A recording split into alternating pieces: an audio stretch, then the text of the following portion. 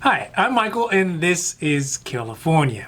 And as we approach Inauguration Day, which is just one day away by the way, it is becoming more and more clear about how a Wednesday on President Biden plans to address the vast array of issues that have been caused by the pandemic and subsequent lockdowns over the last year. This ranges from school closures, rental evictions, unemployment, food security, and how to get the country to the level of herd immunity necessary to reopen. Each of these tasks on their own are Herculean, but together they create an overwhelming complexity of tasks for the new president-to-be.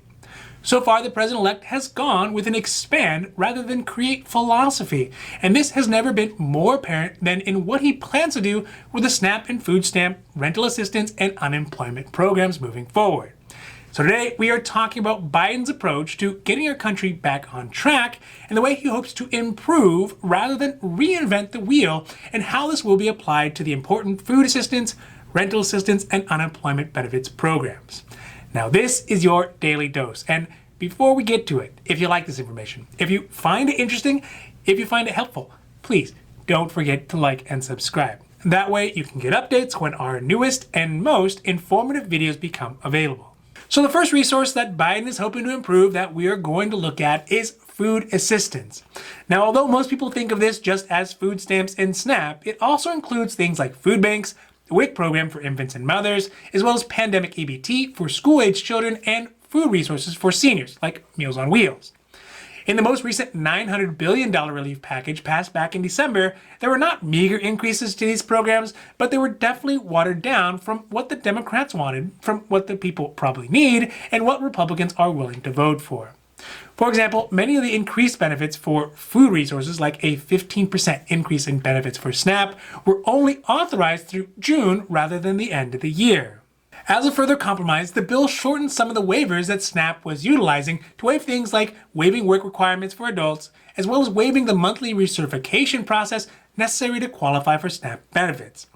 These waivers were set to end early in June instead of when they were initially slated in September 2021. These would potentially cut off millions of Americans from benefits before they could be sure that they're able to go back to work and support themselves again. But under the new Biden $1.9 trillion relief plan, he is simply asking for more money to allow these programs to be extended until the end of the year rather than cut short in June. So really not necessarily a dynamic change, but it will still help literally millions of Americans who are in danger of going hungry. This Biden philosophy carries through to the next protection, which is rental assistance. The original CARES Act provided rental assistance through the end of last year and was extended in the most recent stimulus package in December. The newest extension provides existing rental protections out until the end of January and provided $25 billion in funding to local and rental assistance programs. Under the Biden $1.9 trillion plan, he hopes to use some of that money to extend those eviction protections, rental assistance, and forbearance on federally backed mortgages out into September. But realistically, a Biden administration will still need to do more if they want to provide the level of protections that are necessary to ensure that low-income Americans are able to keep a roof over their head. This is because aside from keeping folks protected out to September, or really whenever the protections are lifted, there will still need to be more help to ease the transition, meaning homeless prevention programs, housing assistance, and maybe even the sealing of eviction records for a set period of time. This would prevent families who are evicted because of the pandemic and no fault of their own from automatically being declined by a landlord due to the eviction on their record. Last, we can see the Biden approach of expand and extend applied to the current unemployment benefits programs. Under the last relief package, the $300 weekly extended unemployment benefits had been extended out to mid-March. This applied to UI benefits, PUA, and PEUC benefits for self-employed and gig-type workers. Under the Biden plan, he hopes to expand these benefits to $400 a week and push the end date even farther out to September. This, coupled with the additional stimulus checks and the bit of a pipe dream of increasing the minimum wage to $15 per hour nationally, are included in the Biden relief proposal. So again, we see it's more of an expansion of existing programs rather than a whole cloth change. Realistically, Biden is not looking to reinvent anything in a major way. Not politically, not legislatively, and not ideologically. But in a century when we have become accustomed to big swings in policy, Obama and his healthcare, Trump and his economic, domestic, foreign, and White House pet policies, Biden is a return to the center. He He's been in politics for a long time and has had many years to plan out what he would do if he actually ever became president. Additionally, he's been in the system so long, it's not even clear where the difference between the Democratic Party line and his own vision are for the country.